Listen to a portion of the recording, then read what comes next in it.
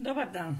Sada ću vam pokazati kako se u Vojvodini, tačnije na severu Bačke, priprema paprikaš, takozvani pile na ribu. Znači postupak je potpuno isti kao što se kuva i riba, to jest paprikaš od ribe u ovom delu Vojvodine. I za ovaj recept je u stvari najvažnije da ništa ne komplikujete, da nema puno začina, da nema dinstanja luka, nego znači ovako. Ja sam već na količinu od jednog cijelog pileta stavila sitno seckane 4 glavice luka, evo ovdje. I sada ću da ubacim, znači pripremila sam komade piletine, ovako isečene, znači na krupnije delove, ne morate sitno ništa, ubacite u taj luk. Dobro sam oprala i naseckala, kažem, na ovako krupnije delove. Ovo se sada samo nalije vodom. U stvari, ovo je najlepši paprikaš kada se kuva napolju u kotliću, znači gdje ona ima vatre i dima.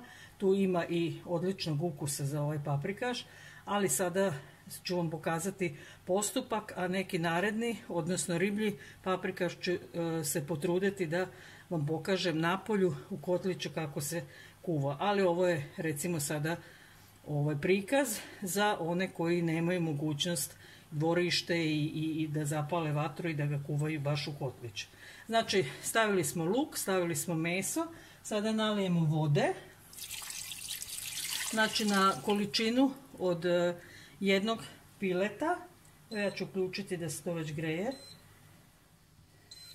I pošto sam stavila ovako u dublji ovako lonac, znači nemojte preterati sa vodom. Uvijek je bolje malo dolivati vodu kako se paprikaš kuva, nego da preterate i da on bude redak. Znači sa lukom ne možete preterati, sa vodom se potrudite da ne preterate. Sada bi bilo prilikom kuvanja da nalijete da recimo nekih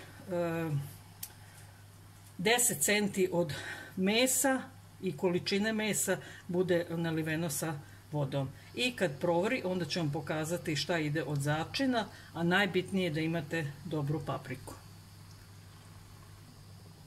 Evo ovako da vidite koliko ću ja da nalijem. To je znači neka litra vode, litra i pol.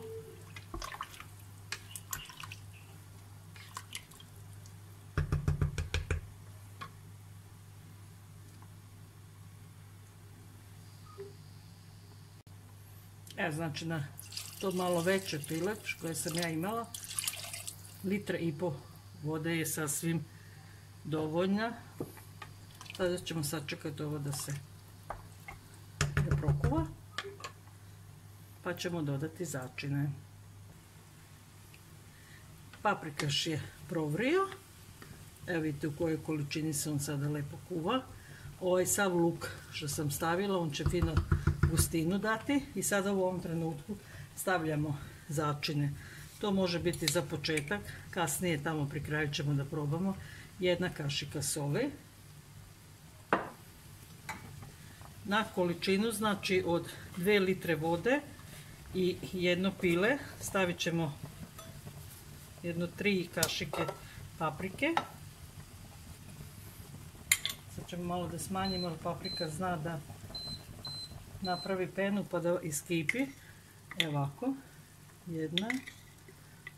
Vidite kako je lepa paprika domaća. Znači važno je jako da imate dobru papriku. 3, aj stavit ćemo i 4 kašike paprike.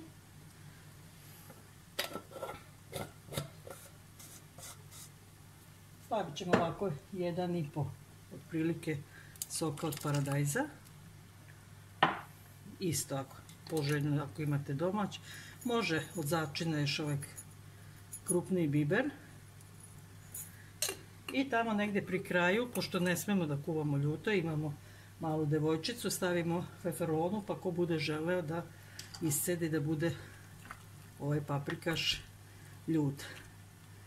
Znači najvažnije je da ovaj paprikaš nema dinstanja luka, nema dinstanja mesa, nego ovako jednostavnije. Nekad kad nemate vremena možete na ovaj način pripremiti paprikaš. Sada ćemo ostaviti da se on kuva, nekih sati 15 sigurno će trebati i onda ćemo tamo vidjeti, to će već biti nekako pred kraj, dodat ćemo tu feferonu i još nešto od začina ako bude trebalo. Svo to vrijeme kuvanja, znači uvijek pogledajte da li treba doliti vode i uvijek budite obazrivi prilikom tog dolivanja da na kraju paprikaš taj ne bude redak. Samo još da napomenem da je za paprikaš jako bitno i kad se kuva na polju i kad se loži vatra i ovako na šporetu da on uvijek vri, evo ja ću smanjiti na 8, da uvijek vri svo vrijeme kuvanja sa istom vatrom. Znači nemojte malo smanjiti pa malo pojačati pa na taj način ga kuvati, nego je bitno da on uvijek kuva na istoj temperaturi. Evo želim da vam pokažem kako se on lijepo kuva, kako dobija gustinu. To je ono što sam vam pričala, da radi luk i paprika i naravno ne prevelika količina vode. Znači to uvijek pazite da ne bude. I ukus je, mogu vam reći sada još dok nije gotov, da je fantastičan. Vidimo se pri kraju. Ja želim da vam pokažem kako je on dobio lijepu gustinu. I naravno paprikaš je gotov kada vidite, evo ja sam ovdje probala. Meso se raspada. Sada ću još ubaciti feferonu za one ljubitelje malo ljučeg i pikantnijeg paprikaša i onda ćemo pristupiti serviranju sa domaćim rezancima i to bi bio taj vojvođanski način sa severa Bačke paprikaš zvani pile na ribu. Evo sada ću u ovom trenutku pri kraju ubaciti ovako 2 feferonke.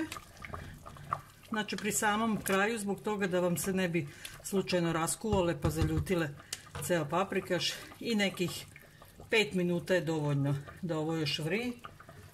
Evo da pokažem vam još jednom kako je to dobilo lepu gustinu. I verujte mi na reč, ukus je neponovljiv. Znači nije ni sličan onome kad dinstate luk i postupak koji je uobičajen za neke gulaše. Ovo je znači paprikaš. Evo sada ćemo pokazati. Ja ću ovako sa vatre servirati. Znači ovdje je domaće testo koje sam u prethodnom videu vam pokazala.